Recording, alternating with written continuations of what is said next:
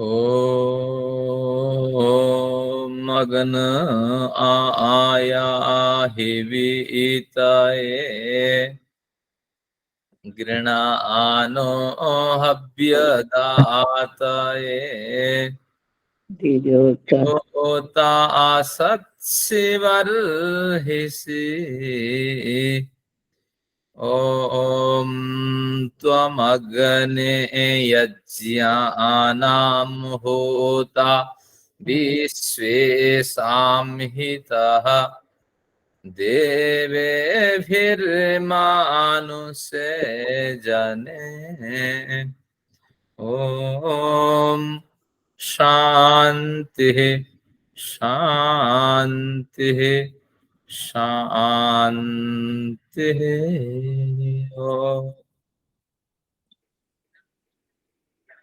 अखिल विश्व के नायक परमपिता के प्रति नमन है। आप सभी लोगों को मेरा अभिवादन।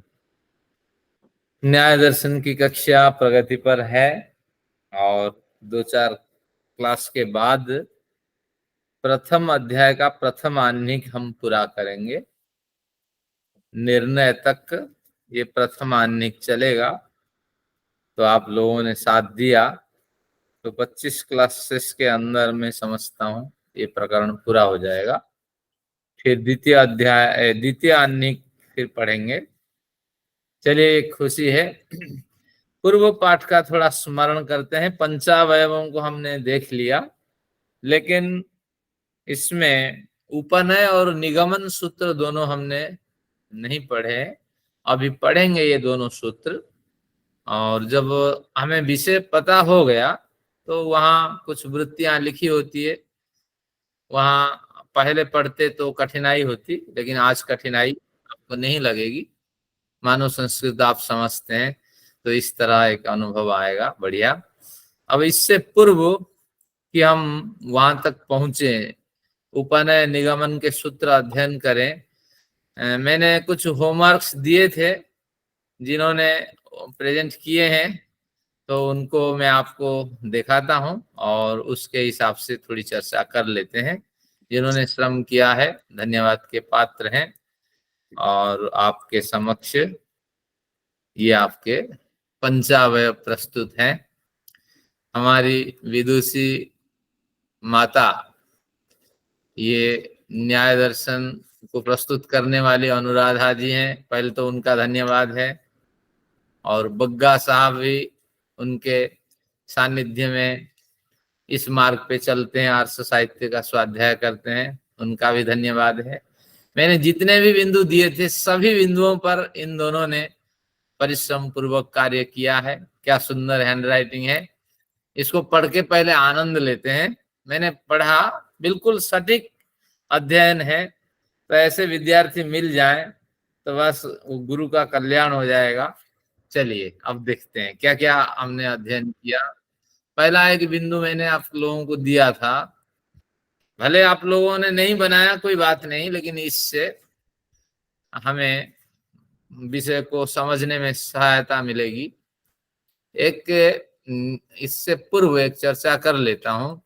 इसमें आता है, मीमांसा दर्शन में एक प्रकरण आता है। क्या है? भ्राता श्मश्रु, भ्राता श्मश्रु यानी भाई की मूछ है। तो ये क्या प्रकरण है? भ्राता श्मश्रु न्याय से कि हमें भी लाभ मिल जाएगा। तो इसका तात्पर्य यही है कि जो खाक पंचायत होता है तो उसमें एक निर्णय लिया गया कि इस मंच में तो वही व्यक्ति बैठेंगे जिन लोगों की मूछ है। जिन लोगों की मूछ नहीं है, भले ही वो प्रौढ़ हो, ये मंच छोड़ के चले जाए। अब जिनके मूछ है उनकी तो बांट लग गई, तो वो सब आगे बढ़ते हुए मंच के ऊपर चलने लगे, मंच के ऊपर बैठने लगे। लेकिन एक व्यक्ति नौजवान बिना मूछ का भी वो अंदर बैठ गया। जाकर के सभी देख करके इसको हंसने लगे कि भैया ये आदमी कैसे अंदर चला गया, और नौजवान अभी मूछ आई ही नहीं, भले ही मूछ काट ली हो अलग बात है, अभी आई नहीं, ये कैसे अंदर चला गया। सब टिप्पणी करने लगे। तो नौजवान को गुस्सा आया, तो उन्होंने कहा देखो ये जो खाग पंचायत है, इस पंचायत के जो प्रमुख पंच है वो मेरा भाई है, तो उसकी मूंछ से हमारा भी कल्याण हो जाएगा। मुझे कौन निकाले, किसकी हिम्मत है इस पंचायत की समिति से मुझे निकाल ले। तो यानी भ्राता श्मश्रु न्याय से, भले ही हमने नहीं बनाया पीपीटी, कोई बात नहीं, लेकिन इन दोनों की पीपीटी, हमारे भाई और बहन है ना, तो इनकी मूंछ से हम लोग आज आनंद लेते हैं। तो भ्राता श्मश्रु न्याय यहाँ काम कर गया। देखते हैं क्या क्या उन्होंने चर्चाएं की है। शरीर नासमान है, ये हमारी प्रतिज्ञा है। क्यों नासमान है? क्योंकि ये उत्पन्न होता है, बिल्कुल विषय क्लियर है।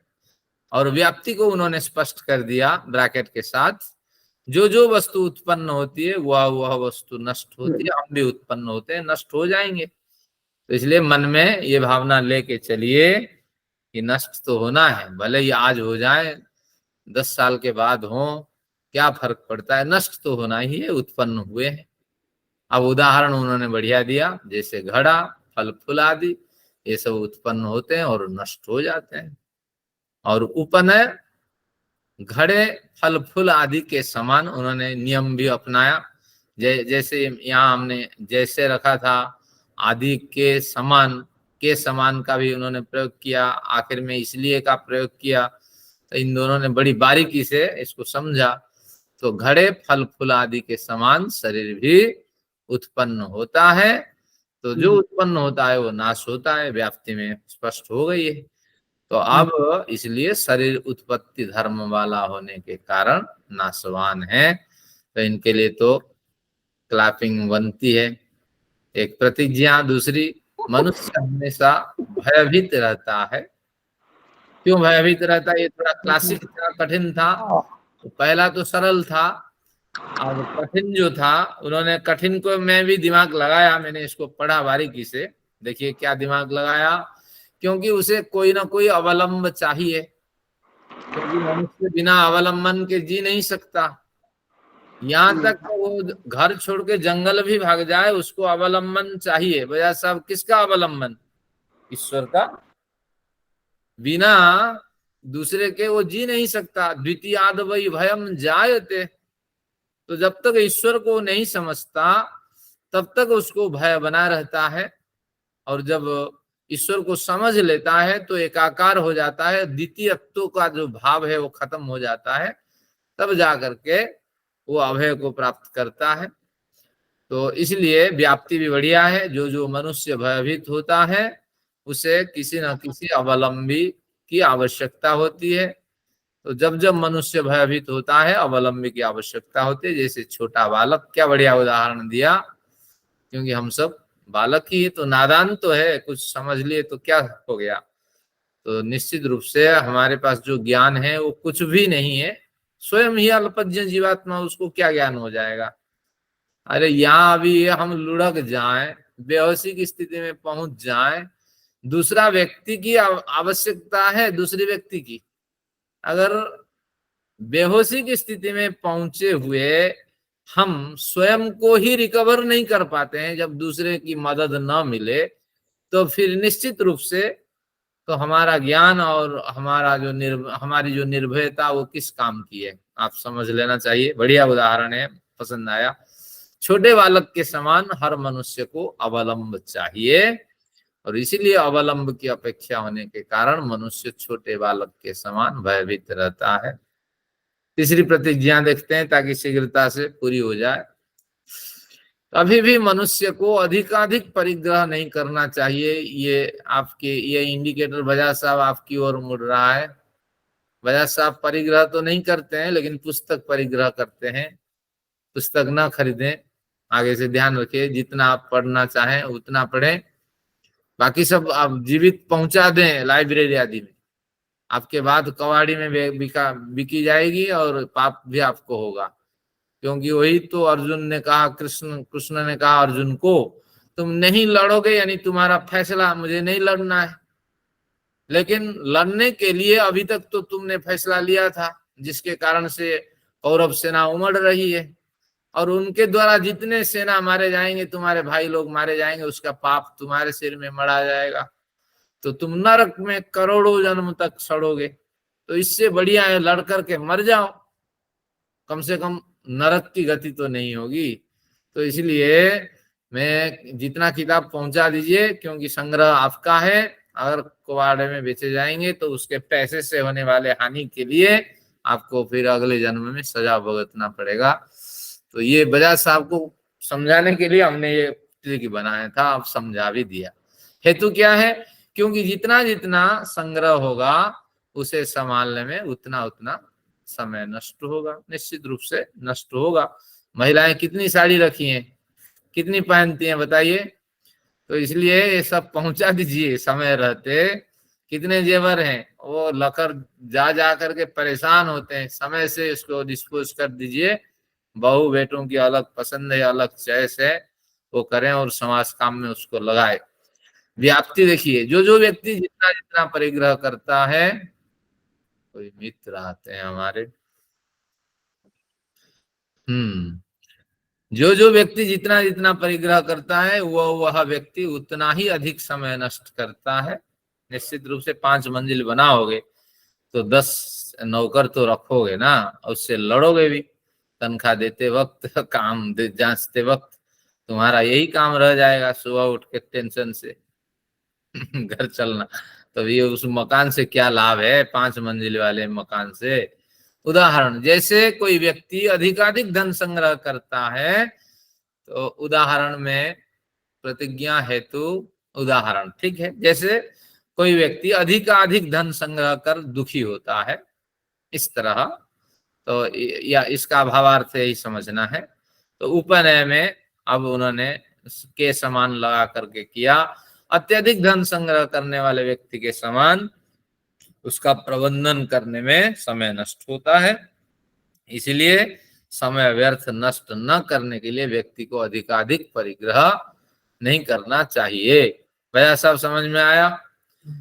पहले आपने न्याय दर्शन 2 बार खरीदी थी, अब इस बार भी आपने क्षेत्रपाल जी की पुस्तक खरीद करके ली।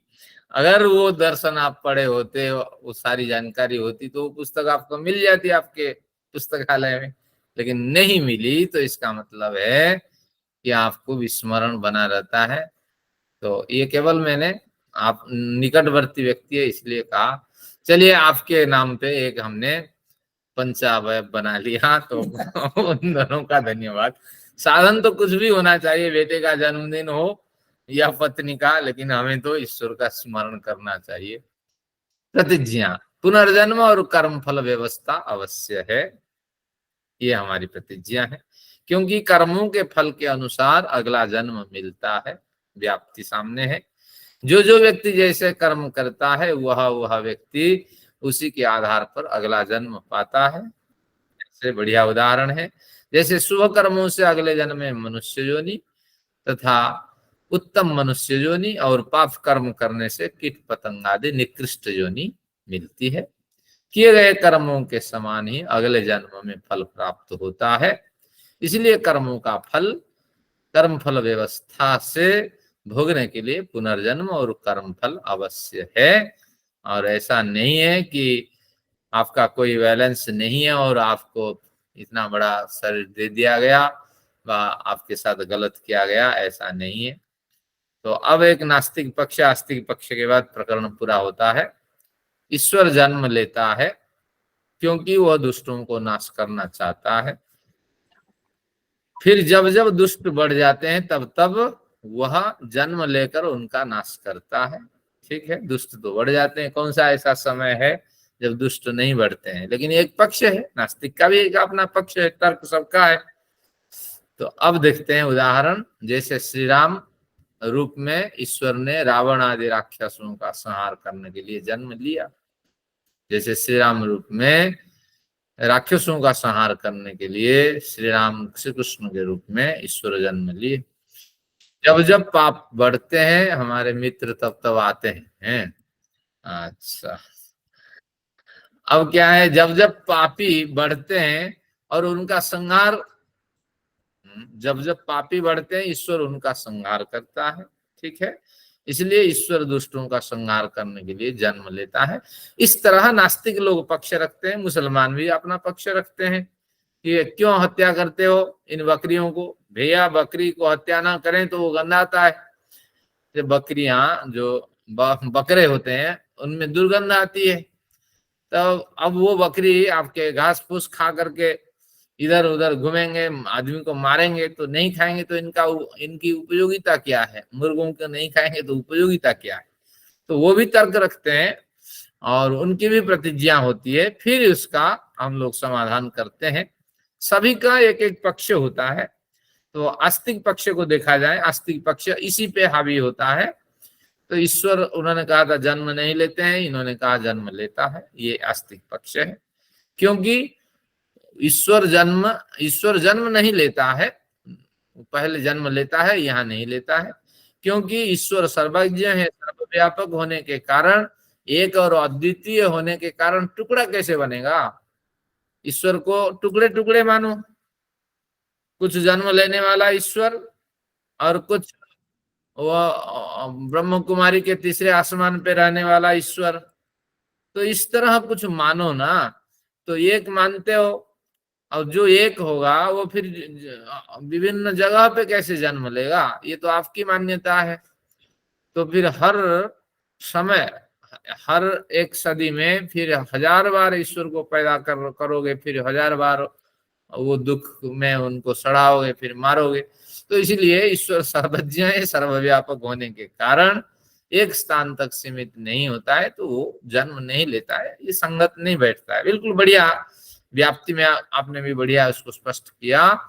जो जो पदार्थ सर्वव्यापक होता है वह पदार्थ एक सीमित नहीं रहता। जैसे सर्वव्यापक कौन है, देखिए आपके सामने, आकाश है, दिशा है, काल है। ये दिशा जो है आकाश के कारण से इसका रूपांतरित होता है, आकाश नष्ट नहीं होता है। इस आकाश का मतलब है अभावात्मक आकाश, महाकाश से अभिप्राय है। और इसी आकाश के सक्रिय होते ही काल की सक्रियता देखी जाती है। तो ये तीनों आपस में जुड़े हुए होते हैं, सब इन दोनों का प्रमुख आधार आकाश है। और इसलिए ये आकाश, दिशा, काल ये सर्वव्यापक होते हैं। तो इसलिए ये इनमें टुकड़े नहीं हो सकते। तो इसलिए आप कहेंगे सेकंड, मिनट, ये तो सब टुकड़े हैं, लेकिन टुकड़े को अलग नहीं कर सकते, वो उसी के साथ लगे हुए होते हैं। उनको किसी भी हालत में आप टुकड़े करके अलग नहीं कर सकते, उनके हिसाब से आपको चलना होता है। दिशाएं लगी हुई होती है तो उस हिसाब से आपको चलना है, लेकिन आप एक अलग दिशा टुकड़े करके नहीं निकाल सकते। तो उपनय आकाश दिशा काल के समान ही ईश्वर भी सर्वव्यापक है, इसलिए ईश्वर जन्म नहीं लेता है। तो इस तरह इनकी जो शेयरिंग थी बहुत ही बढ़िया, उत्कृष्ट कोटि की शेयरिंग थी। इनका बहुत धन्यवाद। और फिर हम लोग थैंक यू आचार्य जी, बहुत आपका धन्यवाद। चलिए, तो भ्राता समश्रु न्याय से हमें लाभ पहुंचा कि हमारी तो मूछ नहीं है, लेकिन हमारी हमारे जो भाई है वो मूछ वाला है, मुछड़ा है तो उसके कारण से मंच में हमारी प्रविष्टि हो गई। मैं समझता हूं आप जो जो बनाए हुए हैं, सुनना तो संभव नहीं है, तो इसी तरह आप बनाइए। एक बौद्धिक व्यायाम है समय को उपयोग करने के लिए। फिर जब जब आप इसका उपयोग करें जीवन में, पहले सामने वाले को पहले सुन लीजिए वो क्या कहना चाहता है। आज से टेलीफोन में भी इसी तरह व्यवहार करें। जब कोई फोन आता है पहले उसको कंप्लीट सुन लीजिए, उसका पक्ष क्या है, क्यों फोन किया, किस लिए किया। बीच बीच में ना बोले, फिर उनको एक बार और तसल्ली से पूछिए कि हो गया, आपका जो कहना था हो गया, अब फिर आप अपना पक्ष रखें। तो इस तरह शास्त्रार्थ होता है, यही इसका तात्पर्य है। आइए आज सत्र शुरू करते हैं और जो जो प्रकरण है उसको समझते हैं। हमने प्रतिज्ञा हेतु उदाहरण इनका अध्ययन किया था। प्रतिज्ञा एक होती है, हेतु साधर्म्य वैधर्म्य से 2 है, उदाहरण भी साधर्म्य और वैधर्म्य से 2 है, उपनय भी 2 होंगे, उसको अध्ययन करेंगे। मैं पुस्तक के वो संदर्भ निकालता हूं।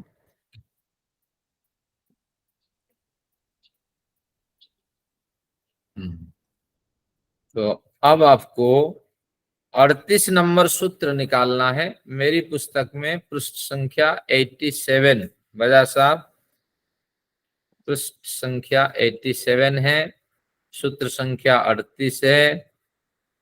अब इस यहीं से पढ़ेंगे।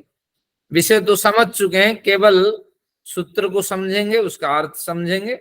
बाकी संस्कृत पंक्ति का तो मैं वाचन करूंगा, वो किसी को नहीं समझ में आए तो कोई फर्क नहीं पड़ता, वो तो इंटरटेन के लिए है। अब देखिए सूत्र आपके सामने है। उदाहरणापेक्ष्य तथेत्युपसंहारो न तथेति वा साध्यस्योपनयः।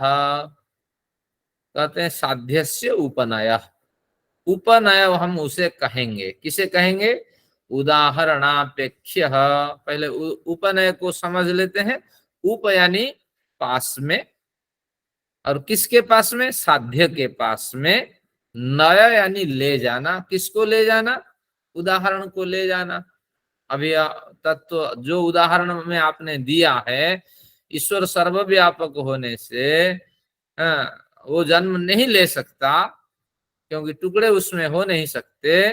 और उदाहरण में दिया गया दिशा, जैसे दिशा, काल और आपका आकाश, तो ये उदाहरण है।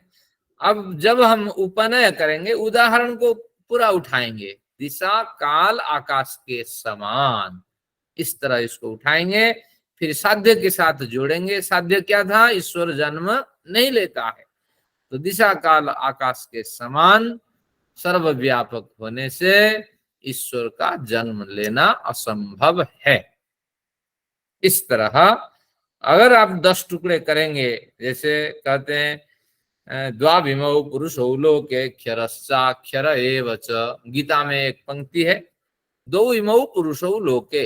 लोक में 2 पुरुष है, एक क्षर पुरुष, एक अक्षर पुरुष। एक क्षर पुरुष यहाँ जन्म लेता है रामकृष्ण के समान। अक्षर पुरुष क्या करता है? 7वें आसमान पर बैठता है, वो सब कंट्रोल करता है। इस तरह भी अर्थ लगा लेते हैं लोग। तो ऐसे श्लोकों की अर्थ जब संग लगाएंगे तो आगे फिर समस्या होगी। तो वो ऊपर बैठने वाला फिर एक लोक आपको मानना पड़ेगा, तो वो वहीं रहता होगा, या फिर वो वहीं रह करके चारों ओर घूमता होगा। फिर उसका एक टुकड़ा ये संसार में जन्म लेता होगा, फिर ये आपके इधर जन्म लिया, फिर मुसलमान कहेंगे हमारे यहाँ जन्म लेता है, ईसाई कहेंगे हमारे यहाँ जन्म लेता है। तो फिर इस तरह होते होते समस्याओं में फंस जाएंगे। तो पता नहीं आपका ईश्वर 1 या 2 है, कितने टुकड़े वाला है पता नहीं। तो इस तरह समस्या होगी। चलिए अब आते हैं उपनय का मतलब। उप यानी पास में, पास में यानी साध्य के पास में, प्रतिज्ञा के पास में। नय यानी उदाहरण को लेकर पहुंचा देना, संगति बैठा देना, ये उपनय का काम है। और वही कह रहे हैं उदाहरणापेक्ष, उदाहरण की इसमें अपेक्षा रहती है। तथा इति उपसंहार, संध्या हटाएंगे, तथा इति उपसंहार, वैसा, तथा यानी वैसा, उसके समान ही, इस तरह करके उपसंहार करेंगे। न तथा इति, जहां नहीं घटेगा वहां न तथा इति कहेंगे, जहां है उसके समान ये शब्द होंगे, जहां नहीं है उसके समान न होने के कारण। अब उदाहरण आपके सामने है, आप कहेंगे कहाँ उसके समान न होना और कहाँ होना, हम अध्ययन कर चुके हैं। शब्द उत्पत्ति धर्म कहा, शब्द उत्पन्न होने वाला है। तो अब इसको उपनय करें। अब उत्पत्ति होने वाला शब्द होता है, तो इसलिए शब्द अनित्य है, यही है। अब उसको हम उपनय में लगाते हैं, उदाहरण दे देते हैं, जैसा घड़ादि, घटादि। जैसे घड़ा उत्पत्ति धर्म वाला होता है और अनित्य होता है, उस तरह अब उसको उठाते हैं कि उत्पत्ति धर्म वाला और अनित्य धर्म से युक्त होने वाले घड़े के समान शब्द उत्पन्न होता है, वह अनित्य होता है। तो इसलिए हमने शब्द अनित्य होता है, ये हमने उपनय पक्ष रखा। अब उसका विपरीत पक्ष रखते हैं कि वैधर्म्य पक्ष, जो रखते हैं न तथा इति जहां प्रयोग हो, जैसे शब्द जो है वह अनित्य है, और वह क्योंकि हेतु क्या है, क्योंकि उत्पत्ति वाला होने से, शब्द उत्पन्न होने से प्रतिज्ञा हेतु उदाहरण ले लेते हैं जैसे घटादि। अब यहाँ वैधर्म्य में न तथा शब्द का प्रयोग करेंगे जैसे आत्मादि। अब यहाँ आत्मा के साथ संगति नहीं बैठना है। फिर आगे कहेंगे कि घटादि के समान, हाँ उदाहरण प्रतिज्ञा पहले लेते हैं एक बार। फिर प्रतिज्ञा है कि आत्मा को प्रतिज्ञा के स्तर पे लाते हैं। आत्मा जो है उत्पत्ति धर्म वाली है। अब क्यों उत्पत्ति धर्म वाली है? आत्मा अनित्य है क्योंकि यह उत्पन्न होती है। इस तरह ये दो पक्ष हो गए। अब फिर इसमें प्रतिज्ञा हेतु उदाहरण देते हैं, जैसे शरीर आदि प्रतिज्ञा हेतु उदाहरण है। तो अब प्रतिज्ञा भी त्रुटित है, हेतु भी त्रुटित है, उदाहरण भी त्रुटित है। अब जैसे व्याप्ति लगाएंगे, जो जो वस्तु उत्पन्न होती है वह नाशमान होती है, ये व्याप्ति हो गई हेतु के साथ। अब हम इसको संगति लगाते हैं कहाँ? उपनय में, कि जैसे जो जो वस्तु, हाँ उदाहरण देते हैं यथा शब्द। तो अब उसका उपसंहार करते हैं उपनय से कि शब्द के समान आत्मा उत्पत्ति धर्म वाला नहीं होती है, न तथेति। ये मुझे दिखाना था। पहले पक्ष शब्द के अर्थ में कर दीजिए, दूसरा पक्ष आत्मा के अर्थ में कर लीजिए। शब्द के अर्थ में तथा इति, उसके समान यह संगति बैठ जाएगी, लेकिन आत्मा के पक्ष में यह संगति नहीं बैठेगी। तो बस जब नहीं बैठेगी, न तथा इति कह करके उपनय को हम उपसंहार की ओर ले लेंगे। तो बा साध्य से उपनय, इस तरह साध्य के निकट ले जाना ही उपनय कहलाता है। एक बार फिर सूत्र देखिए, उदाहरण की अपेक्षा से तथा इति, उसके समान, उस जैसे, जैसे आदि शब्द का प्रयोग कर उपसंहार करना, और न तथा इति, उस जैसे नहीं है, इस तरह कह करके साध्य के निकट उदाहरण को लेके पहुंचा देना, ये उपनय है। और इसी की बात अब ये पंक्ति में लिखी है। आप कान खोल के बात सुनते रहिए, समझ में आ जाए बढ़िया, न आए तो कोई बात नहीं। अब ये पंक्तियां में केवल वाचन करता हूं, आनंद से सुनिए, क्योंकि विषय को आप समझ चुके हैं, प्रैक्टिस भी हो चुका है, बैक टेस्ट भी आपके हो चुके हैं। उदाहरणापेक्ष, उदाहरण तंत्र, उदाहरण वशः। उदाहरणापेक्ष के ये दो अर्थ हैं, उदाहरण का तंत्र है, उदाहरण का शास्त्र है। उदाहरण वशः, उदाहरण में उदाहरण के वश में होकर ही उपनय सिद्धि को प्राप्त करता है। वशः सामर्थ्यम, उपनय का सामर्थ्य ही उदाहरण के वशवर्ती होकर के अर्थ को प्रकट करना। साध्य साधर्म्य युगते उदाहरणे, साध्य जो आपका शब्द अनित्य है, इसमें साध्य कौन है? जो शब्द है वो साध्य है। साधर्म्य युगते, उसका शब्द का साधर्म्य क्या है? अनित्य होना, उत्पन्न होना। तो उदाहरण स्थल्यादि, उदाहरण में थाली आदि उदाहरण दिया जा चुका है। तो द्रव्यम उत्पत्ति धर्मकम अनित्यम दृष्टम, तो उस थाली आदि उदाहरण में भी उत्पत्ति धर्म का अनित्यत्व हमने देखा है। तथा शब्द उत्पत्ति धर्म का इति, तो ऐसे उदाहरणों को प्रस्तुत कर अपनी ओर से ये पंक्ति लगा दीजिए, तथा शब्द उत्पत्ति धर्म का इति, उसके समान शब्द ही उत्पत्ति धर्म का, इस तरह लगाइए। इति साध्य शब्द से उत्पत्ति धर्म का तुम उपसंग्रियते, इस तरह साध्य शब्द के उत्पत्ति धर्म तत्व को आप उपसंग्रित कर सकते हैं। कथन का अभिप्राय वही है, उसके समान, उस जैसे, इस तरह शब्द का प्रयोग करके उपसंहार करें। साध्य वैधर्म्य युगते पुनरुदाहरणे, अब जो वैधर्म्य युक्त उदाहरण में न तथा का कैसे प्रयोग करेंगे उसी की बात कर रहे हैं। साध्य वैधर्म युगते पुनरुदाहरणे, वैधर्म्य उदाहरण में आत्मादि द्रव्यम अनुत्पत्ति धर्मकम नित्यम दृष्टम, आत्मादि द्रव्य अनुत्पत्ति धर्म के रूप में देखा जाता है। क्योंकि अगर हम करते हैं कि शब्द जो है वह क्या है, शब्द अनित्य है, क्यों, उत्पत्ति धर्म वाला होने से, और फिर हम उसमें इतना डालने के बाद प्रतिज्ञा हेतु के बाद जब व्याप्ति लगाएंगे तो अब व्याप्ति में क्या समस्या आएगी कि जो जो उत्पन्न होती है वह क्या अनित्य होती है, जो जो वस्तु उत्पन्न होती है अनित्य होती है। अब जैसे आत्मादि अगर यहाँ हम डाल देते हैं तो फिर यहाँ जो उपनय है वहां निषेध हो जाएगा, क्योंकि शब्द के समान आत्मा वैसा नहीं है, इसलिए आत्मा उत्पत्ति धर्म वाली नहीं है। इस तरह इसका समाधान होता है। वही कह रहे हैं आत्मादि द्रव्यम अनुत्पत्ति धर्मकम नित्यम, ये उत्पन्न नहीं होती है, ये नित्य देखी जाती है। ऐसे शब्द स्थल में कौन सा शब्द का प्रयोग करते हैं, तथा शब्द इति अनुत्पत्ति धर्मकत्वस्य न तथा शब्द इति, वो ऐसा नहीं है, इस तरह शब्द प्रयोग करके उसकी पुष्टि करें। अनुत्पत्ति धर्मकत्वस्य उपसंहार प्रतिषेधेन, इस तरह अनुत्पत्ति धर्मकत्व का उपसंहार यानी उपनय के माध्यम से प्रतिषेध करने पर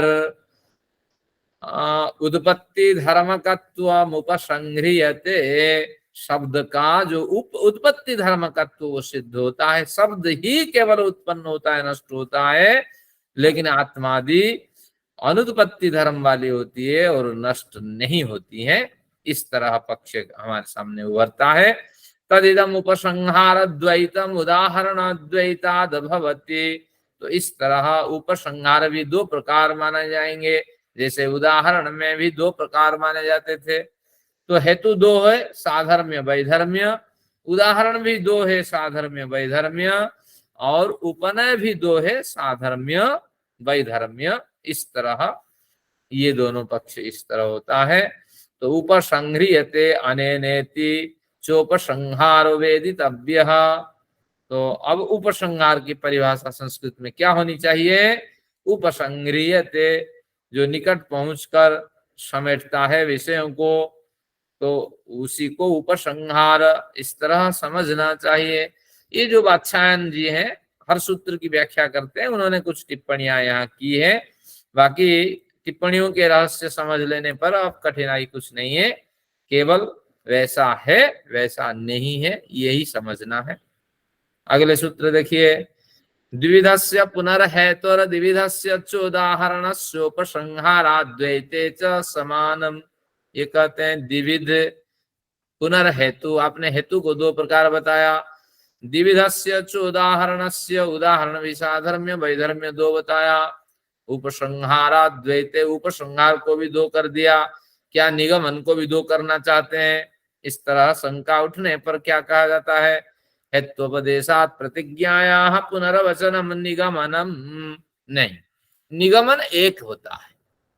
तो निगमन का मतलब है कि नितराम गमनम, यानी चारों के विषयों को एक निर्भ्रांत रूप से प्रस्तुत कर देना। चार कौन है, प्रतिज्ञा, हेतु, उदाहरण और उपनय, इन सब के सारांश को निर्भ्रांत रूप से प्रस्तुत कर देना निगमन है।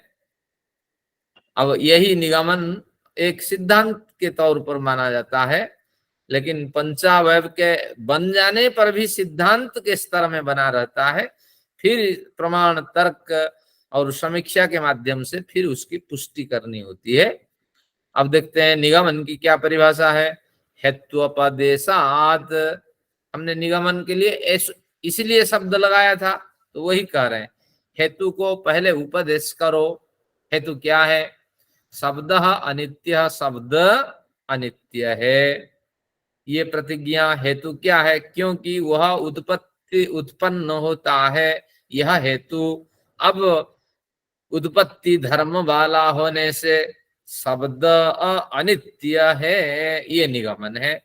तो निगमन का पहला वाक्य हेतु के शब्द जाएंगे, पहले वाक्य में हेतु की शब्दावली ली जाएंगी। तो इसलिए हेतु में क्या था, उत्पत्ति वाला धर्म वाला होने से, तो उत्पत्ति धर्म वाला होने से इस तरह हेतु का उपदेश करो। प्रतिज्ञा या पुनर्वचनम, 2 बार फिर प्रतिज्ञा को कहो। प्रतिज्ञा क्या है ना, शब्द अनित्य है, तो दोबारा प्रतिज्ञा का फिर कथन करो। तो हमने कहा था शब्द अनित्य उत्पत्ति धर्मकत्वात्, ये प्रतिज्ञा हेतु थी। अब यहाँ पहुंचते हैं, उत्पत्ति धर्म वाला होने से शब्द अनित्य है। तो इस तरह इसका ये कथन है। और इसी कथन को वात्स्यायन उस दिन बड़े प्रसन्न थे। अब हमें 3-4 पेज ये अभी पढ़ाएंगे, तो इसका आनंद लीजिए। केवल ये बौद्धिक व्यायाम है, कोई सिद्धांत नहीं है, विषय नहीं है। ना समझ में आए तो कोई कठिनाई नहीं है, बस बैठ करके आज आनंद लीजिए।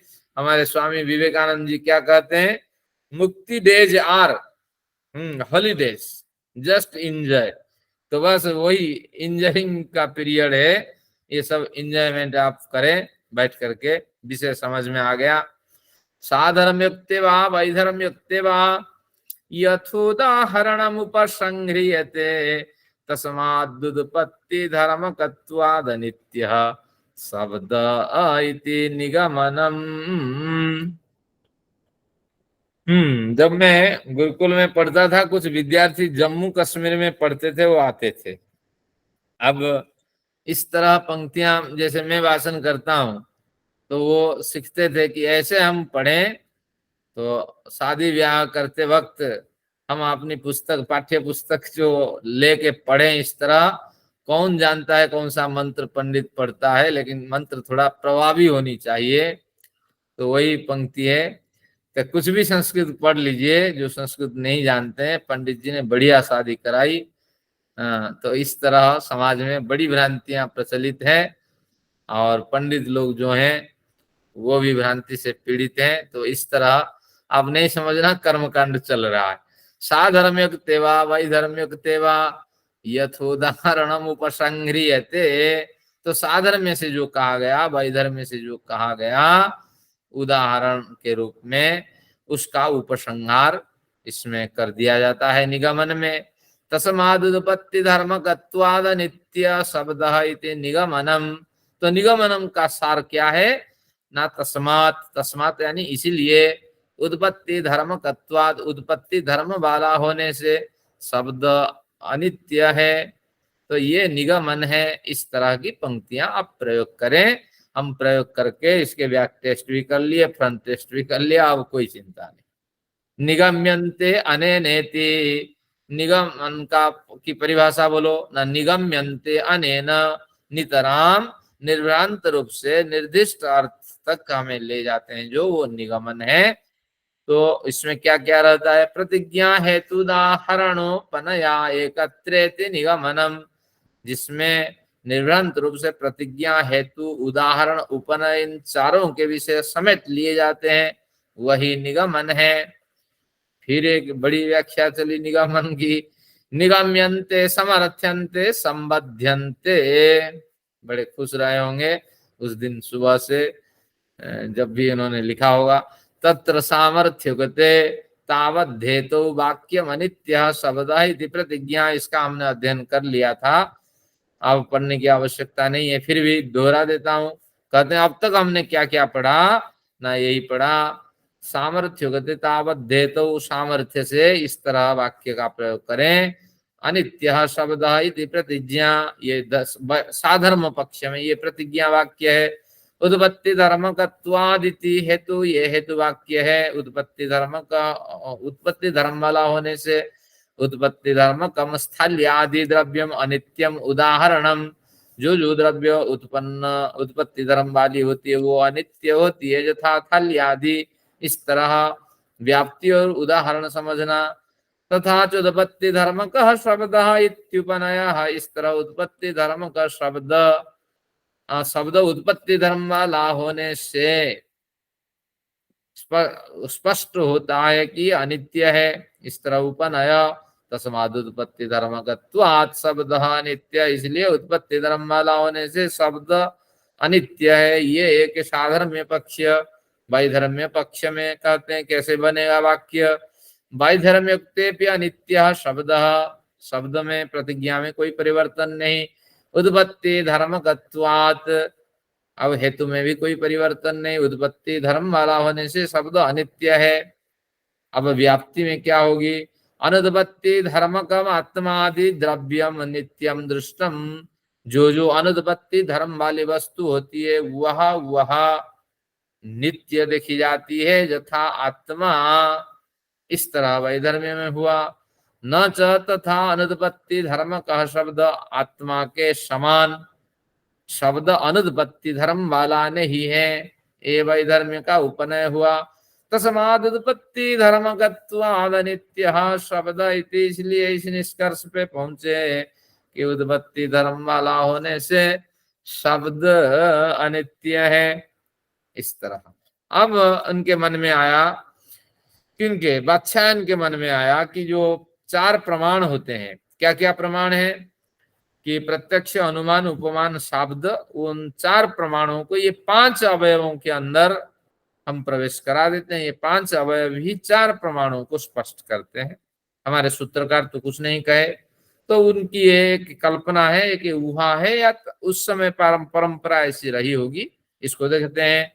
अवयव समुदाय च वाक्ये संभूय इतरेतराभिसंबंधाद प्रमाणानि अर्थान साधयन्ति, जो चार प्रमाण हैं ये सब अंदर प्रवेश करके पांच अवयवों को साधित करते हैं।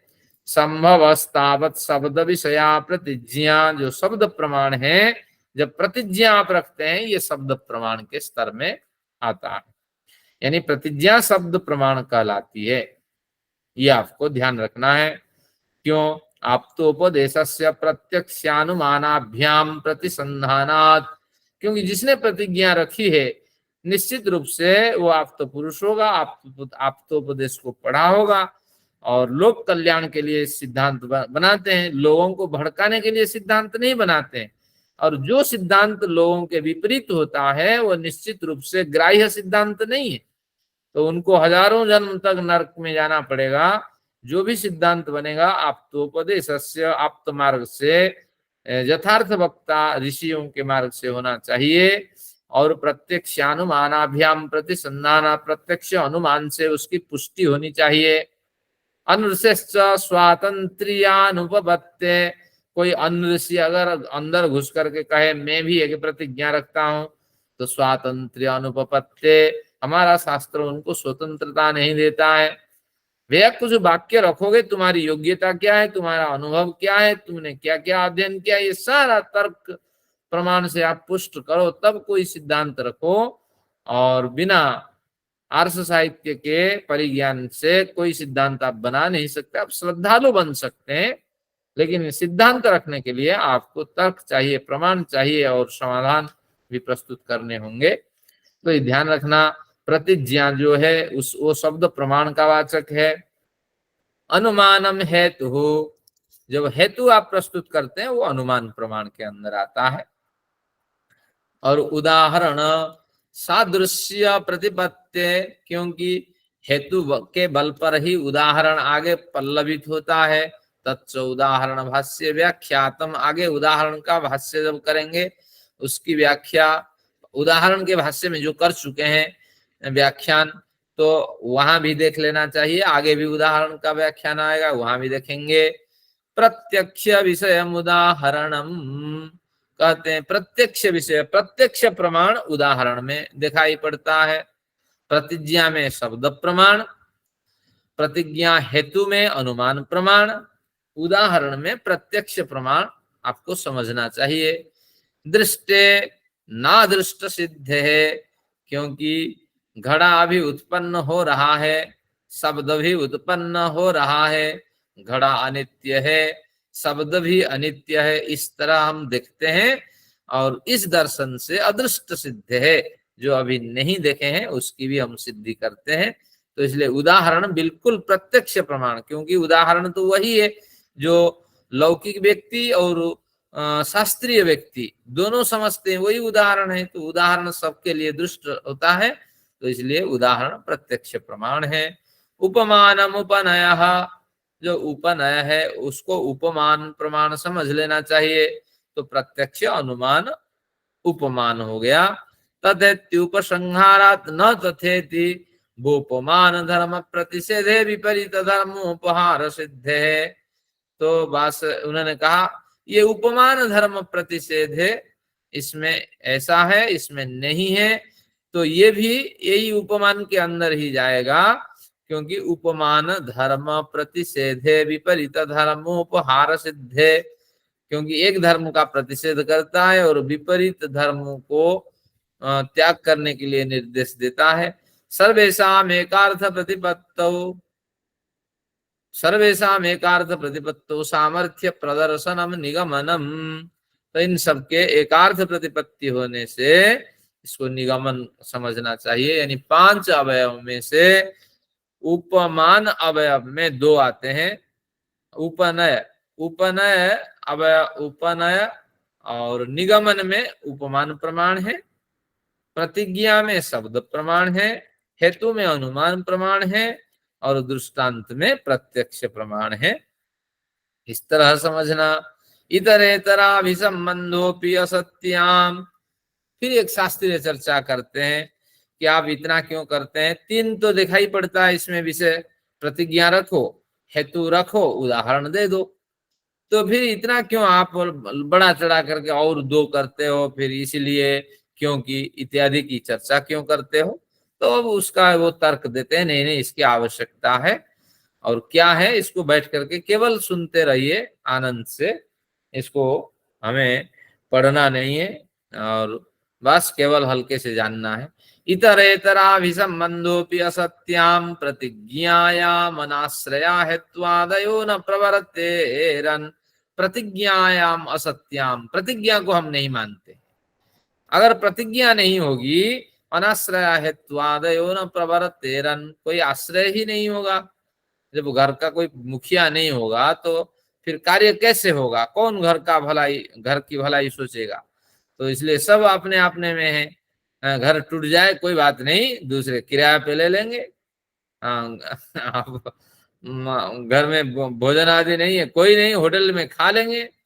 तो इस तरह समस्याएं होगी तो फिर घर की व्यवस्था नहीं बनेगी। तो असत्याम प्रतिज्ञायाम अनाश्रय हेत्वा, हेत्वादि अनाश्रित हो जाएंगे। न प्रवर्तेरन, फिर हेतु आदि की उत्पत्ति नहीं होगी। असत्य हेतु, अगर हेतु को नहीं मानते हैं, कस्य साधन भाव प्रदर्शित, अब फिर आप किसको साधन के रूप में प्रदर्शन करेंगे बताइए। तो उदाहरण साध्य च कस्योपसंहार स्यात्, फिर साध्य को पुष्ट करने के लिए उदाहरण भी प्रस्तुत नहीं हो पाएगा और उसका उपसंहार भी नहीं हो पाएगा। कस्य चापदेशात् प्रतिज्ञाया पुनर्वचनम निगमनम, फिर पुनर्वचन निगमन और उपदेशात्, किसका उपदेश से, हेतुपदेशात्, हेतु के उपदेश फिर कैसे करेंगे, फिर जो साध्य है उसका पुनर्वचन कैसे करेंगे। तो ये प्रकरण सारा गड़बड़ा जाएगा, इसलिए हेतु भी चाहिए, प्रतिज्ञा भी चाहिए।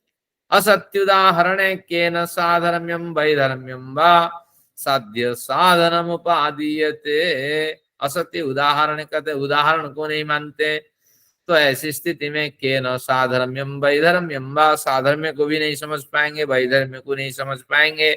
साध्य साधनम उपादीयते, कौन साध्य है कौन साधन है उसका सही निर्णय नहीं हो पाएगा। कस्य वा साधर्म्य वशाद उपसंहार प्रवर्तेत, और किसके समान धर्मता के कारण हम उपसंहार तक यात्रा करेंगे। उपनयम चांतरेण, अगर उपनय को नहीं मानते हैं तो साध्य अनुपसंहृत साधको धर्मो नार्थम साधयेत, साध्य में जो बात कही है और हेतु में जो बात कही है, साध्य अनुपसंहृत, साध्य में जो उपसंहृत नहीं है, पूर्ण रूप से साध्य में जो बात स्पष्ट नहीं हो रही है, साधको धर्म, हेतु के रूप में जो साधक धर्म मौजूद है, नार्थम साधयेत, ये दोनों ऐसे ही पड़े रहेंगे। इनको भली भांति प्रस्तुत करने का जो प्रकार है वह उत्पन्न नहीं हो पाएगा। निगमना भावे, अगर निगमन को नहीं मानते हैं, चान अभिव्यक्त संबंधानाम प्रतिज्ञादिनाम एकार्थेन प्रवर्तनम तथेति प्रतिपादनम कस्येति। निगमन के अभाव से अनभिव्यक्त संबंधानाम प्रतिज्ञादि इकट्ठी न हुई, प्रतिज्ञादि की इकट्ठी न हुई शक्तियों की एकार्थ में प्रवर्तन नहीं होगा, क्योंकि निगमन का मतलब प्रतिज्ञा हेतु उदाहरण उपनय चारों की इकट्ठी शक्तियों को प्रस्तुत करना निगमन है।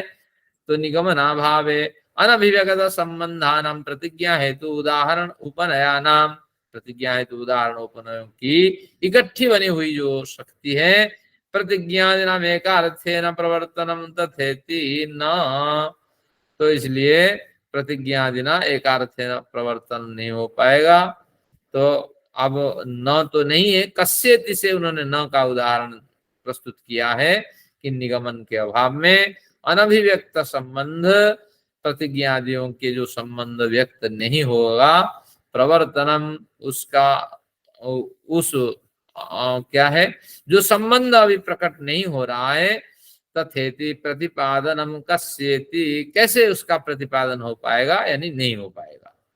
अब इस तरह उन्होंने इस विचार को उठाने के बाद फिर उन्होंने एक सामान्य सा उल्लेख किया है हमारे सामने कि हर एक प्रतिज्ञा हेतु उदाहरण का भी अपना महत्व है। तो क्या महत्व है? अवयवार्थ, हर एक अवयव का एक एक अर्थ होता है। यथा साध्यस्य धर्मस्य, साध्य धर्म कौन है? अनित्यता। और धर्मिणा, धर्मी कौन है? ना शब्द धर्मी है। और साध्य धर्म क्या है? ना अनित्यता है। तो कहते हैं संबंधोपादनम प्रतिज्ञार्थः, इस तरह संबंध का प्रतिपादन करना ये प्रतिज्ञा का फल है। अर्थ यानी फल, प्रयोजन। प्रतिज्ञा से क्या लाभ मिलेगा कि जो साध्य धर्म है अनित्यता, और उससे जुड़ा जो धर्मी है शब्द, ऐसे साध्य धर्म और धर्मी इनके संबंध का प्रतिपादन प्रतिज्ञा के द्वारा होता है। इसलिए प्रतिज्ञा चाहिए ही चाहिए। उदाहरणेन समानस्य विपरीतस्य वा साध्यस्य धर्मस्य साधक भाव वचनम हेत्वर्थः, हेतु अर्थ उदाहरण से आपको समझ लेना चाहिए। उदाहरण प्रस्तुत करने पर विपरीत साधर्म्य से और वैधर्म्य से धर्म का प्रतिपादन होगा, तो इसलिए उदाहरण की बड़ी आवश्यकता है। धर्मयोः साध्य साधन भाव प्रदर्शनम एक अर्थोदाहरणार्थः, साध्य साधन नहीं, प्रतिज्ञा के बाद हेतु चाहिए ना, हेतु द्वितीय में कहा। उदाहरणेन समान समानस्य विपरीतस्य वा साध्यस्य, उदाहरण के साथ समान साधर्म्य से और वैधर्म्य से साधक भाव वचनम, जो प्रतिज्ञा है उसको समाधान की ओर ले जाने के जो वाक्य है, वह वाक्य हेतु के रूप में हमें प्राप्त होगा। धर्मयोः साध्य साधन भाव प्रदर्शनम एकत्रोदाहरणम, जो पूर्वोक्त साध्य धर्म और धर्म की बात हुई, उन दोनों साध्य साधन भाव प्रदर्शनम, उन दोनों को एक स्तर में देखने का जो प्रयत्न है वह उदाहरण का है, उदाहरण देने का अभिप्राय है। साधनभूतस्य धर्मस्य धर्मेण साध्येन धर्मेण, जब साधनभूत धर्म है, साधनभूत धर्म उत्पत्ति धर्म है, और साध्येन धर्मेण, साध्य धर्म क्या है? अनित्यता है। और ये साधनभूत धर्म साध्यभूत धर्म के साथ विशिष्ट धर्मी का जब प्रतिपादन करते हैं, समानाधिकरण्येनो उपादानम, विशिष्ट धर्मी को एक समान स्तर में विद्यमान हो करके जब प्रतिपादन करते हैं, उसका नाम उपनय है। वो उपनय का यही तात्पर्य है कि साध्य धर्म को और साधन धर्म को एक साथ प्रस्तुत कर विशिष्ट धर्मी का प्रतिपादन करें। उदाहरणस्थयो धर्मयोः, उदाहरण में दो धर्म विद्यमान है, उत्पत्ति धर्म अनित्यता धर्म, इन दोनों का साध्य साधन भावोपपत्तो, एक का साध्य होना है, उत्पत्ति धर्म वाला साध्य है, नहीं उत्पत्ति धर्म वाला साधन है। साध्य कौन है? अनित्यता साधन है, अनित्यता साध्य है, उत्पत्ति धर्म वाला साधन है। इस तरह उदाहरण में विद्यमान दोनों धर्मों को साधन और साध्य के रूप में प्राप्त कर, साध्य विपरीत प्रसंग प्रतिषेधार्थम, साध्य में विपरीत प्रसंग न उठे, इसलिए विपरीत प्रसंगों को हटाना निगमनम, क्योंकि न तथा तथा इति कह करके निगमन अलग कर देता है कि ये जो है आत्मा शब्द के समान नहीं है, तो इसलिए शब्द अनित्य है, आत्मा नित्य है। न चाहे तस्याम हेतु उदाहरण परिशुद्धो सत्याम, कहते हैं हेतु उदाहरण परिशुद्ध हो जाने पर साधर्म्य वैधर्म्याभ्याम, साधर्म्य वैधर्म्य के माध्यम से प्रत्यवस्थानस्य विकल्पात् जाति निग्रह स्थान बहुत्वम प्रक्रमते, पहले न जो लिखा है न को यहाँ जोड़ेंगे। बढ़िया ढंग से अगर हेतु उदाहरण आपने बना लिया, साधर्म्य वैधर्म्य से आपने पक्ष की स्थापना कर दी, तो जाति विकल्प जाति निग्रह स्थान बहुत्वम प्रक्रमते, प्रक्रमते शब्द का अर्थ है कि प्रक्रमते यानी जो हमले करने वाले हैं दूसरा पक्ष प्रतिवादी पक्ष, उन पक्षों के प्रति आक्रमण से, उन पक्षों के प्रति आघात से आप विचलित नहीं होंगे। न यहाँ जोड़ देंगे, क्योंकि जाति अभी पढ़ेंगे। जाति एक अलग प्रकरण है जो आपको धोखाधड़ी में डालता है, उसके 24 भेद हैं। निग्रह स्थान पढ़ेंगे, उसके 22 भेद हैं। तो इन भेदों को प्रयोग करके हमें गुमराह किया जाता है। अगर भली भांति हेतु उदाहरण के द्वारा परिशुद्ध वाक्य पंक्ति का आप प्रयोग करते हैं, तो जाति निग्रह स्थान से आप विजय को प्राप्त करते हैं, प्रतिवादी पर हावी हो जाते हैं। और अगर गलत इसमें पाया जाता है तो आप पे वो हावी हो जाते हैं। वही बात आगे कहेंगे। अव्यवस्थाप्य खलु धर्मयोः साध्य साधन भावम उदाहरणे जातिवादी प्रत्यवतिष्ठते, प्रत्यवतिष्ठते यानी हावी हो जाते हैं। कौन हावी हो जाते हैं? जब आपके अव्यवस्थाप्य खलु धर्मयोः, जो धर्म आप स्थापित करना चाहते हैं, उत्पत्ति धर्मकत्व अनित्यत्व के समान जो भी विषय आप स्थापित करना चाहते हैं, साध्य साधन भाव उदाहरण, वहां अगर त्रुटि है साध्य साधन भाव उदाहरण में, तो जातिवादी, जाति एक पक्ष है, अभी पढ़ेंगे। इसमें 24 इस तरह तरीके होते हैं जिससे वो हमला करके आपको कहीं ना कहीं धोखा में डाल देते हैं। तो इस तरह वो लोग प्रत्यवतिष्ठते, आप पे हावी हो जाते हैं, हावी हो जाएंगे।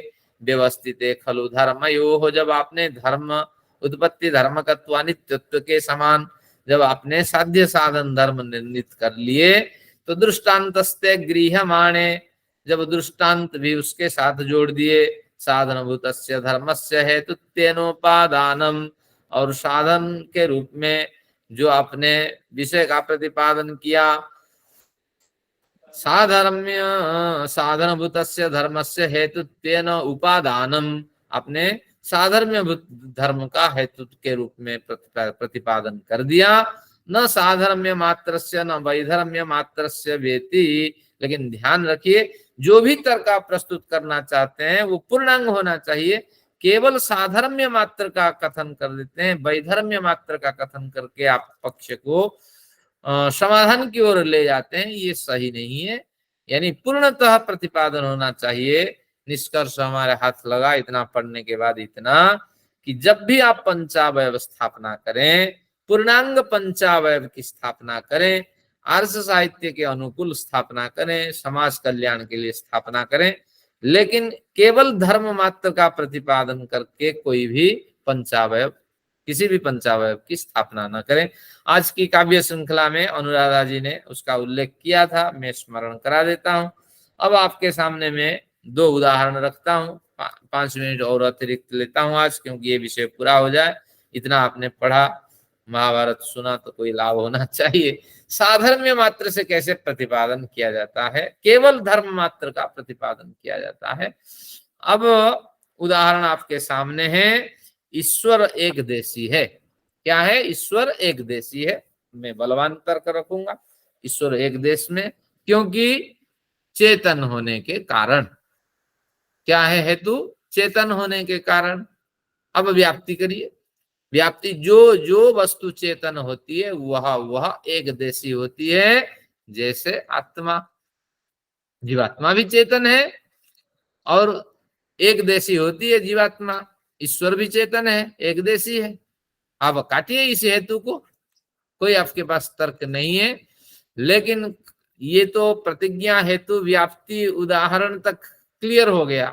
लेकिन जैसे हम चलेंगे उपनय की ओर, उपनय क्या आएगा कि हमने, उपनय का मतलब है उदाहरण को उठा के प्रस्तुत करना।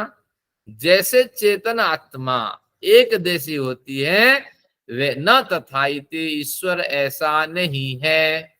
यही कट गया।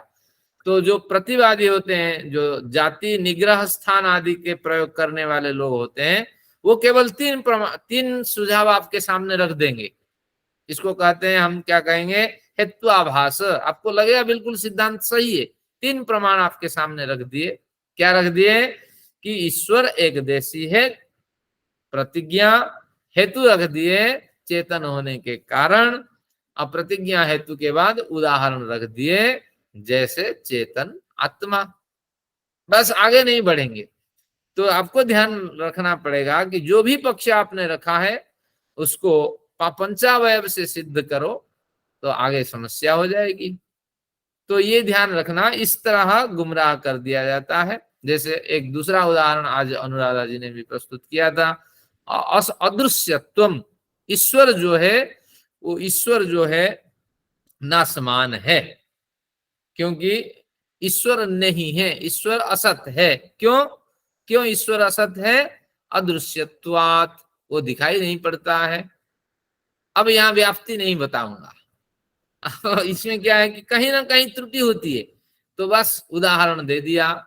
ईश्वर असत है, विद्यमान है नहीं, और इसके पीछे हेतु में दे देता हूं। क्यों नहीं है ईश्वर विद्यमान? ना इसलिए अदृश्यत्वात्, वो दिखाई नहीं पड़ता। अब व्याप्ति की मैं उल्लेख नहीं करूंगा, व्याप्ति का अब मैं उदाहरण दे देता हूं। जैसे जैसे हाँ, कौन है दिखाई नहीं पड़ता? जैसे आत्मा, जैसे आत्मा नहीं दिखाई पड़ती है। तो बस आगे कोई उदाहरण मैं नहीं दूंगा। या जो जैसे खरगोश का सिंग, आत्मा तो नहीं, उदाहरण यहाँ बैठेगा। खरगोश का सिंग दिखाई नहीं पड़ता, तो खरगोश का सिंग दिखाई नहीं पड़ता, बस यही तीन दे दिया, बाकी के क्रम छोड़ दिया। तो इस तरह कहीं ना कहीं भ्रांति में हम फंस जाते हैं सिद्धांत के पक्ष में। तो आपको ध्यान रखना, यही इन्होंने अंत में कहा कि दृष्टांतस्ते गृह्यमाणे, बढ़िया दृष्टांत साध्य साधन धर्म के साथ आपने प्रस्तुत कर दिया। साधनभूत धर्म से हेतुत्वेन उपादानम, साधनभूत धर्म का हेतु के रूप में बढ़िया प्रतिपादन तो कर लिया, लेकिन ये भी गृहीत नहीं होगा। न साधर्म्य मात्र से न वैधर्म्य मात्र से वेति, क्योंकि साधर्म्य और वैधर्म्य मात्र से प्रतिपादन नहीं होना चाहिए। केवल किसी एक धर्म विशेष लेकर के अगर आप अपना पक्ष रखते हैं, सामग्रिक अध्ययन नहीं करते, तो उसमें त्रुटियां आती है। तो पंचावयव का यह प्रकरण यही खत्म हुआ। तो फिर जब आप परीक्षा आदि करेंगे, पंचावयव के बारे में बड़ी जानकारी मिलेगी, ज्ञान आगे बढ़ेगा। तो आज का सत्र में यही समाप्त करता हूँ। आगे तर्क पढ़ेंगे, और तर्क के बाद प्रमाण तर्क निर्णय में ये समाप्त हो जाएगा। निर्णय के साथ ये प्रकरण पूरा हो जाएगा प्रथम चैप्टर का। आइए ईश्वर का धन्यवाद करते हैं और शांति पाठ करते हैं। ओम द्यौः शान्तिरन्तरिक्षं शान्तिः, पृथिवी शान्तिरापः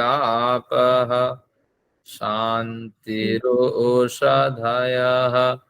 शान्तिः वनस्पतयः, शान्तिर्विश्वे देवाः, शान्तिर्ब्रह्म शान्तिः, सर्वं शान्तिः शान्तिरेव शान्तिः।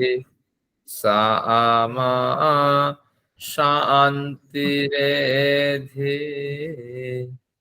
ओम शांति शांति शांति।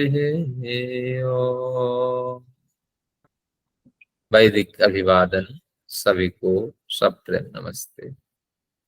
कक्षा की औपचारिक समाप्ति हो गई, जिनको जाना जा सकते हैं। बाकी विषय थोड़ा गंभीर रहा, कुछ प्रश्न होंगे। मैं 10 मिनट उपस्थित हूँ, आप विचार रखें।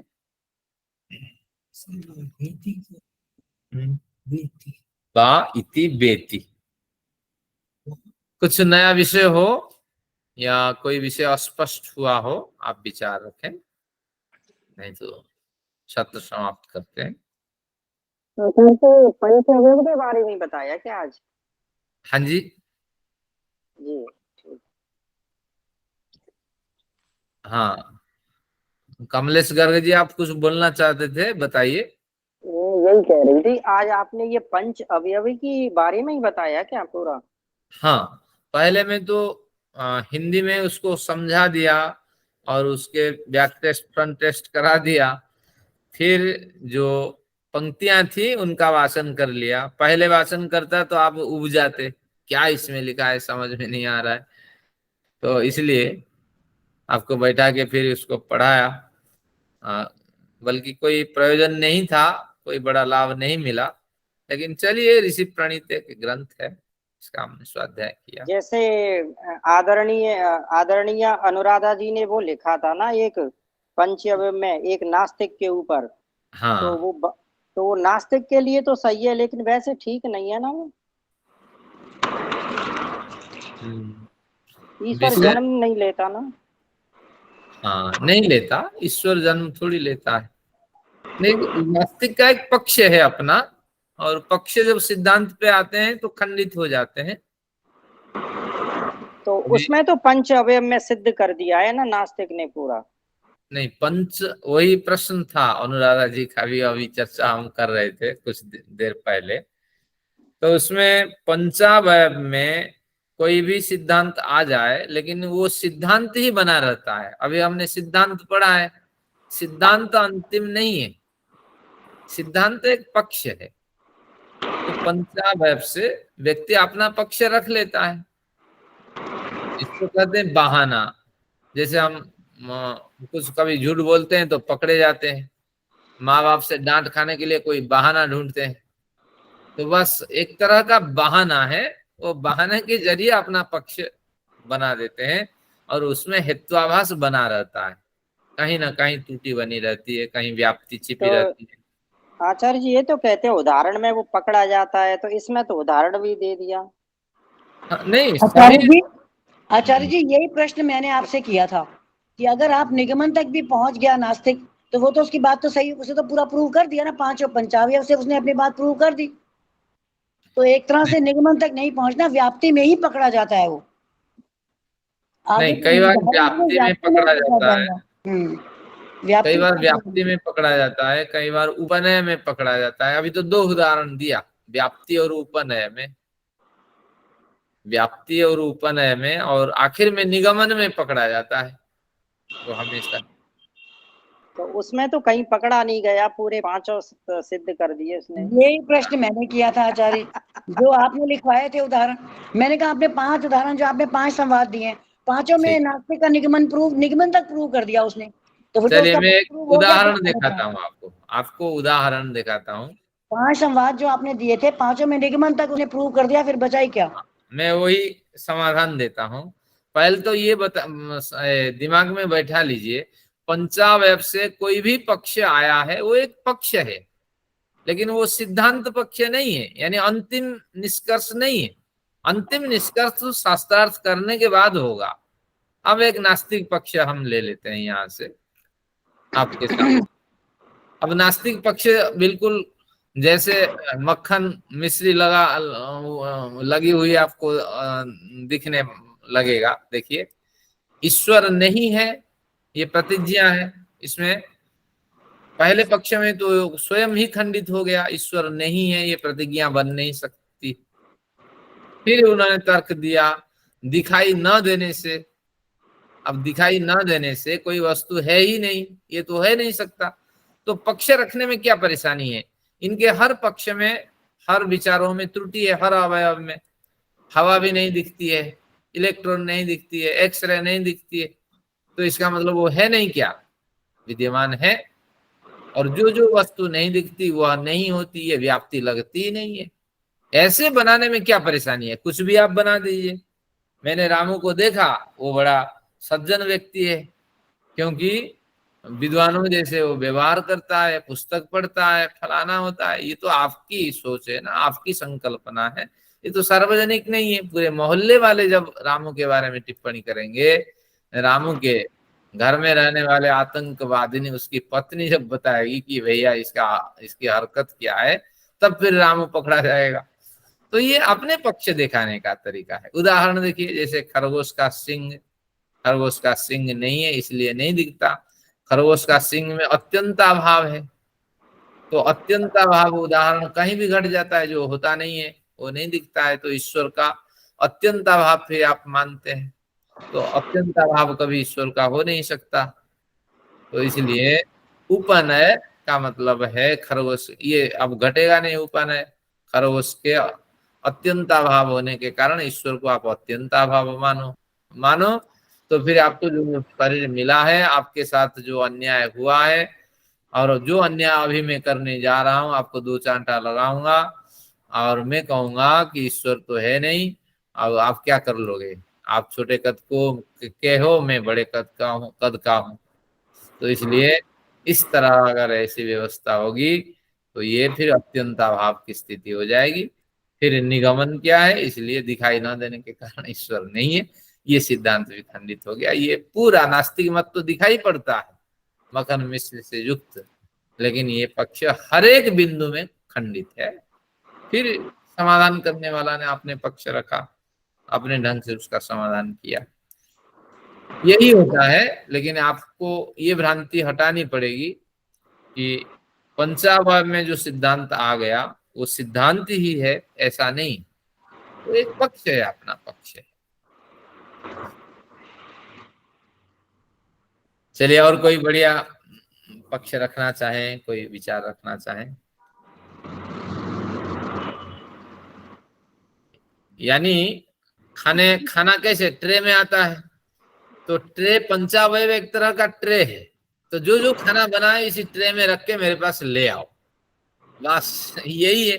और खाना ट्रे में सज जाने के बाद वो खाना अच्छा लगेगा जरूरी थोड़ी है, और मेरे लिए स्वादिष्ट होगा जरूरी थोड़ी हो। तो खाने के बाद ही पता लगेगा कितना सुपाच्य है, कितना स्वादिष्ट है, और क्या क्या इसके अंदर है। तो पंचावय एक खांचा है, अपने विचारों को रखने का एक खांचा है, एक ट्रे, एक डाइस है, तो उसमें रख करके आप प्रस्तुत करो ताकि हम समीक्षा कर सकें। तो इसका मतलब कि नास्तिक ने तो अपने पूरे पक्ष रख दिया, पूरा पक्ष रख दिया निगमन तक। अब हाँ। लेकिन इसका जो प्रतिवादी है उसने फिर सिद्धांती ने उत्तर दिया, मतलब दूसरे उसमें हाँ, ईश्वर अपने ढंग से सिद्धांती इसके कई अर्थ निकाल सकते हैं। जैसे हम हर एक बिंदु पे समस्याएं निकाले, तो इस तरह तो एक पक्ष है ये। तो सिद्धांती ने सिद्ध कर दिया कि मैं कह रहा हूं वो सही है। हाँ, नहीं, सिद्धांत ने जो पक्ष रखा उसको सार्वजनिक करें।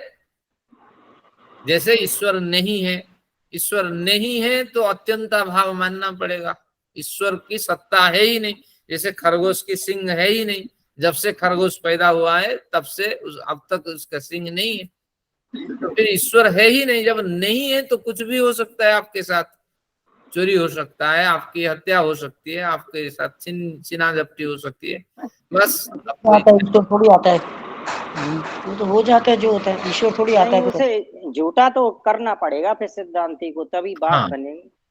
तो सिद्धांत तो वैसे भी कर सकते हैं ना। एक सिंपल एग्जाम्पल है, जैसे दूध में मक्खन है, दिखाई नहीं देता, हाँ, तो उसका मंथन करेंगे तो दिखाई देगा ना। तो ऐसे ही है, अपने अंतःकरण का मंथन करेंगे तो उसमें हम ईश्वर को महसूस कर सकते हैं। नहीं, प्रश्न ये नहीं है रंजना जी, प्रश्न कुछ और चल रहा है। प्रश्न ये चल रहा है कि अगर एक पक्ष नास्तिक अगर पंचावय से अपना पूरा पक्ष प्रस्तुत कर गया और निगमन तक पहुंच गया तो उसने तो सिद्ध कर दिया ना कि ईश्वर नहीं है। आपने किसी भी स्टेज पर उसका खंडन नहीं किया। ये प्रश्न चल ये रहा है। बात है, ये प्रश्न है। कमलेश जी समझ रही हैं जो मैं ये बात कल आचार्य जी को फोन करके पहले ही पूछ चुकी हूँ। चलिए आज कमलेश जी ने वही बात उठाई है। खंडन तो जिसने सिद्ध करना वो करेगा ना।